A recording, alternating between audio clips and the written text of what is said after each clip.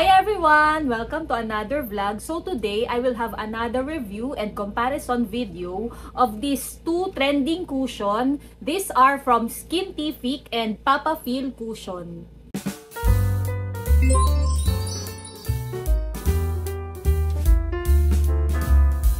Welcome to our Kennedy channel!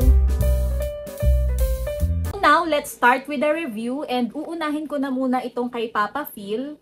Nabili ko siya for 649 pesos pero ang original price niya do sa online store nila is 1,049 pesos. So this is how the packaging looks like mga sis. Then dito naman sa likod nakalagay yung mga ingredients na ginamit sa kanya. Then dito naman sa ibaba meron silang nakalagay na 300 days of live test, GMPC approved or Good Manufacturing Practice Certificate, and no animals tested. It means na cruelty-free siya. And sa mga magtatanong if FDA approved pa siya, yes po, Papafeel Matte Flawless BB Cushion is FDA approved. So for me, it's a plus factor na sa packaging pa lang, alam na natin na dumaan sa tamang process itong si Papafeel. Nabili ko pala siya for 640 pesos kasi naka-sale siya. Pero dun sa online store nila, ang original price niya is 1,049 pesos. Medyo malaki yung packaging nito kasi may kasama na siyang free refill sa loob and each product contains 11 grams. Next, I'll show you how the product looks like. So, eto si Papafeel BB Cushion. Ang lakas maka-Barbie ng packaging niya, diba mga sis? Then, ganito naman yung kasama niyang free refill. So, eto sila mga sis. Yung shade na nakuha ko is 03 Bright. By the way, nagamit ko na pala itong kay Papafeel. And yung shade na ito is medyo maputi sa akin. Kaso, iisa lang talaga yung available shade nila. I think kakayanin naman if you have light to medium skin tone. Pero hindi ko na siya mare-recommend sa mga morenas. Then, eto naman yung mga claims ng Papafeel BB Cushion. It has SPF 50, PA++++, long-lasting, oil control, high coverage, and it's waterproof and sweat-proof.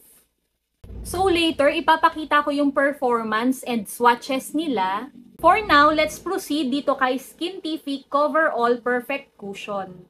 I got this for 620 pesos and nabili ko din siya on sale. Ang original price niya is 1,399 pesos. Sa likod, meron din siyang nakalagay na mga ingredients na ginamit sa kanya and as per searching, this is also FDA approved. Buksan na natin siya and this is how Skintific Cushion looks like. So, ayan siya mga sis, it has a metallic gold color and kung si Papafeel ang lakas maka-Barbie ng packaging, ito namang si Skintific ang lakas maka-high-end cosmetics yung packaging niya. Ang nakuha ko namang shade is 03 Petal. Ang kagandahan naman dito kay Skintific is madami siyang available na shade. Meron silang available na shade from light to dark skin tone. So, if you're a morena, makakakita ka ng shade mo dito sa Skintific. Now, let's proceed sa mga claims ng Skintific Coverall Perfect Cushion. It has SPF 35 PA++++, long-lasting, high coverage, and it's a poreless and flawless foundation. So ngayon naman mga sis, punta na tayo sa exciting part which is the swatches and application. So eto yung kay Papafeel 03 Bright. For me, it has only light to medium coverage mga sis. So ayan siya. Then, ito naman yung swatch nung kay Skintific 03 Petal. Ito naman kay Skintific, definitely is full coverage talaga siya mga sis. Sa next clip, ipapakita ko naman sa inyo yung application niya, so keep on watching. So this is my skin before applying cushion. I have some redness going on around my nose and dark spots on my cheek area. I will apply Papafeel on half of my face, and as you can see here, it only has a light to medium coverage. The shade is a little bit lighter for me, but I like the glow it gives my skin. This is good for daily use if you don't have some skin issues to cover.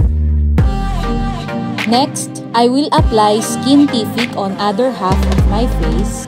This is indeed a high coverage foundation and a little bit goes a long way. It really covers the dark spots on my skin and the redness around my nose. It has a matte finish but be careful not to put too much product because it has a tendency to crease and settle on the fine lines of the skin.